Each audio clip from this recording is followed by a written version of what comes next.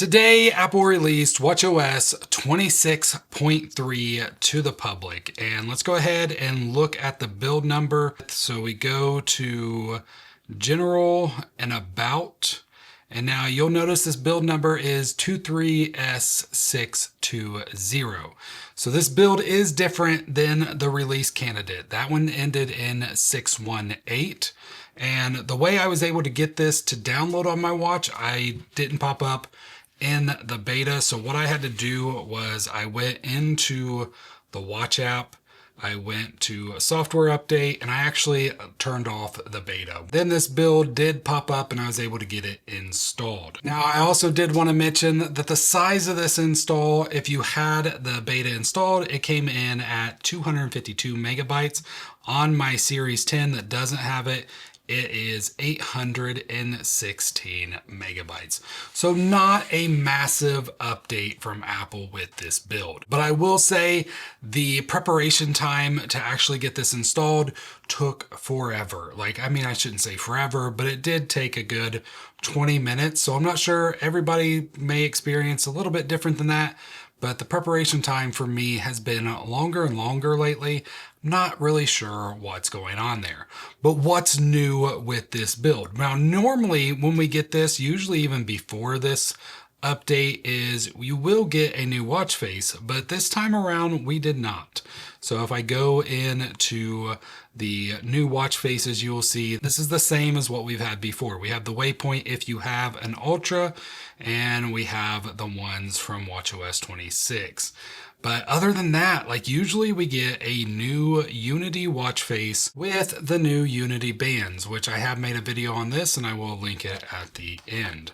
But if I go into the Unity collection, we just have the same 5 that we've always had, which is Unity Rhythm, Unity Bloom, Unity Mosaic, Unity Lights, and just the regular Unity one. So no new watch faces with this one, no new watch face with the new Unity band. So that's a little bit of a bummer right there. I still wanted to give you a watch face tip in case you didn't know it already. Now, if you want to switch a watch face, you press and you can swipe. In the past, and there is a setting to re-enable that, if you go into settings and you come out here, if you go down to clock, which is right here, you have this option right here to swipe to switch watch face.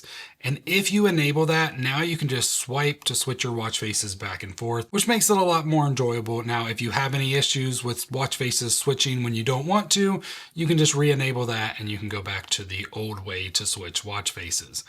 But overall, there's really not much new in this build.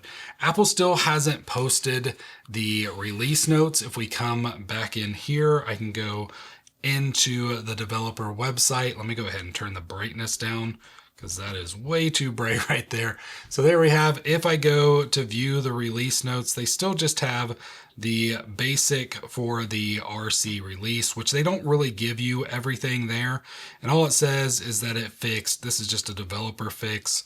So nothing really new that I can report on there, but I am sure there are a ton of bug fixes, and even more so that there's security updates with this build.